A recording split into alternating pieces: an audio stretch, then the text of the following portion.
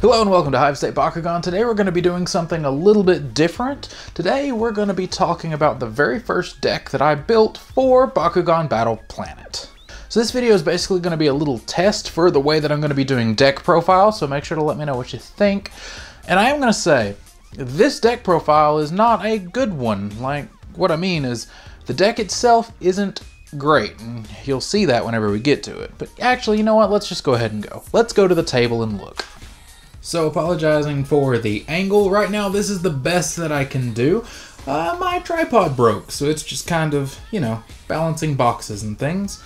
This is the setup that I decided to use for the Bakugan. I wanted Aquas and Pyrus for my core, and then an Aurelius just to kind of boost it.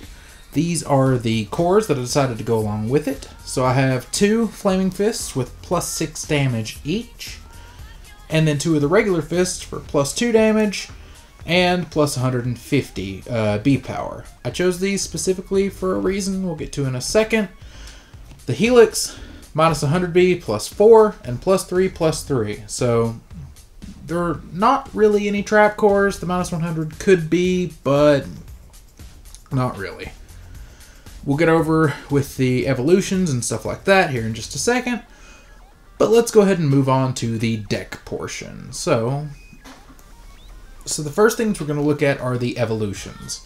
The reason I was using the Aurelius Hydrus is because in the packs that I've opened, I got lucky enough to pull 3 of its evolution cards. It's the Titan Hydrus. Really good, especially with the double strike. Here soon you'll see that there's some damage boosting, and anything with damage boost and double strike is a wonderful combination. For Bangzor, of course, it's great for the card draw. 4 energy to do it, +3, kind of keeps the pace of the game going. However, I did decide to only use 2 of this one, because I didn't find it to be completely necessary, and at the time I only had 2. Also, I used 2 Hyper Hydrus Ultras. Why? Placeholders. If you noticed, I didn't use a Pyrus Hydrus Ultra whatsoever in the video, or in the deck. They're literally just charged for energy whenever I'm playing. I could have used something else in place, but whenever I first built the deck, that's what I had, and that's what I was going off of for just placeholders until I get the Maxitar Ultra Evolution. So to start out, one of the cards that I kind of use as a tool in this deck is Song of Fire. I just use 2 because they're not super important, but they help out in the right times. It's a 3-cost card that gives me 5 energy. I didn't really build the deck around things with 5 energy. It's more to be used on turn 4, so I can jump some of the 6 energy get cards out quicker. That way I can evolve a turn early, or a couple turns early actually, 2 turns early. But it'll also be used to kind of be able to play 2 cards in a turn for a couple of the cards in this deck.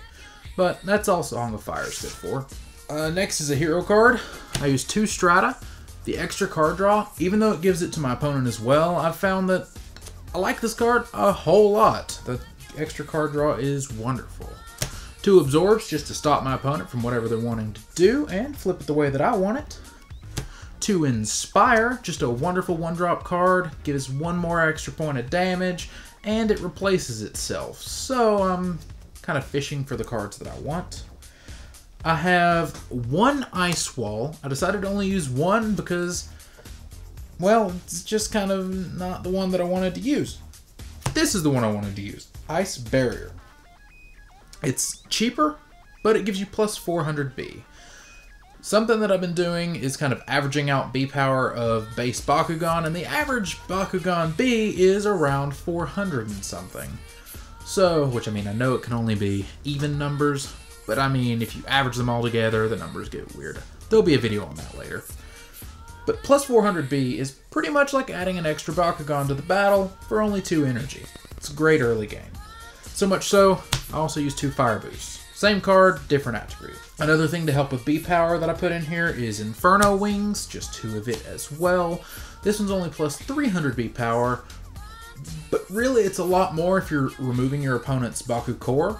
Let's say they landed on a +600 B. Well, technically, You're dropping them by 600 and raising yourself by 300. It's good. It's nice. 2 Talon Slashes in the deck.